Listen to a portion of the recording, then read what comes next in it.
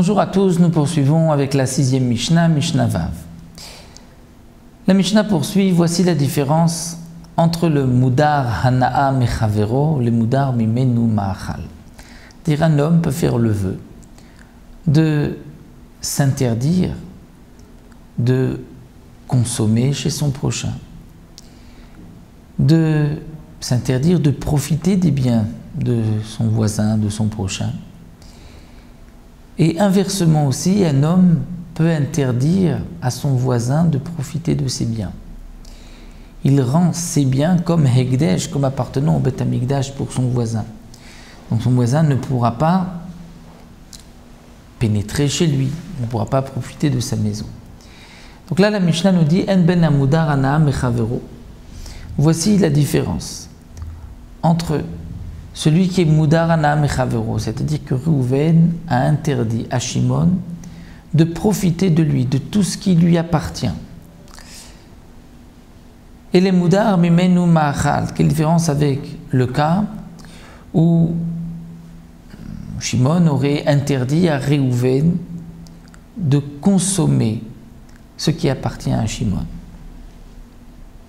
La différence est Drissat HaRegel. C'est est-ce que celui qui est Mudar Hana'a, qui n'a pas le droit de profiter de son prochain, a le droit de pénétrer, de rentrer chez lui. Si on lui a interdit juste de manger, il pourra pénétrer. Si on lui a interdit tout profit, il ne pourra pas rentrer chez lui. De même, Kelim Shenosim Bahem Ochel Nefesh, des ustensiles qui ne servent pas à la nourriture. S'il est Mudar Hana'a, il a l'intention de profiter, il ne pourra pas tirer profit même de ces ustensiles, si l'interdiction c'est juste Ochel Nefesh de manger, donc là il ne pourra pas lui donner des kelim, des ustensiles qui servent à la nourriture.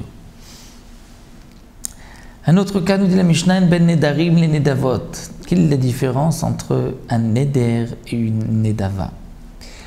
En vérité, comme la Mishnah l'explique dans Masechet Nedarim, lorsqu'un homme fait un Neder, ce n'est pas dire je fais un vœu.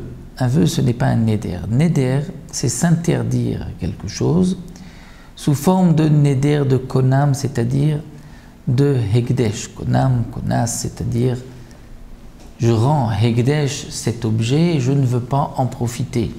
Ça, c'est un neder. Lorsqu'un homme dit je ne vais pas manger tel aliment ou je vais faire telle ou telle chose, il rentre dans la paracha de Shvoua, d'un serment, c'est comme s'il a juré. Mais le neder, c'est dans le cas où il s'est interdit de consommer telle ou telle chose, il s'est interdit de profiter de telle ou telle chose. Donc il a rendu l'objet ou l'aliment hekdesh par rapport à son corps, à lui-même. Il y a malgré tout des nedarim, des vœux, lorsqu'un homme fait le neder d'apporter un korban. Il dit je fais le vœu, le neder d'apporter un korban. Donc faire le vœu de ne pas manger ou de faire telle ou telle chose, ça ce n'est pas un vœu, ce n'est pas un neder, c'est une chevoie. Mais dans les mitzvot ou dans les korbanot, dire je vais apporter tel korban, je prends sur moi d'apporter ce korban, c'est un neder. Neder, c'est lorsqu'il dit aréalai, je prends sur moi d'apporter un korban ola. Tant qu'il n'aura pas apporté ce korban, il n'a pas accompli son neder, son vœu. Même s'il a désigné ensuite une bête, mais que la bête est morte et qu'il n'a pas pu la porter, il n'a pas pu faire son vœu. Alors que Nedava, c'est un cadeau. Lorsqu'un homme a une bête devant lui, il dit cette bête, je vais la porter comme korban ola. Donc quelle est la différence entre Nedarim et Nedavot? C'est qu'une Nedava, puisqu'il a dit cette bête, si cette bête meurt, il n'a pas l'obligation d'en apporter une autre. Et là, chez Nedarim, ce que nous explique la Mishnah, les Nedarim, pour les vœux, Chayav Bachar Yutam, il a l'obligation d'en apporter une autre bête si la première qu'il a désignée est morte, étant donné qu'il a dit Aréalai, c'est sur moi, donc c'est une obligation sur son corps. Alors que Nedavot et Nochayav Bachar Yutam, alors qu'un cadeau, lorsqu'il a dit cette bête, si elle est morte, il n'est pas obligé d'en apporter une autre. Donc voici la différence que nous apporte ici encore la Mishnah entre Mudar Hana'a et entre Nedarim et Nedavot. Nous on se retrouvera pour la 7e Mishnah.